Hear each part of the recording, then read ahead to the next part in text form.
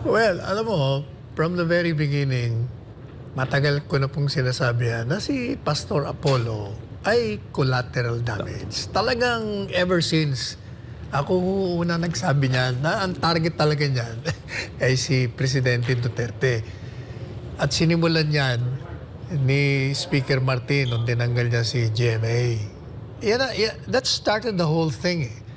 Kasi kung ang target mo si Duterte, kailangan sisirain mo yung mga pundasyon, mga alliances niya.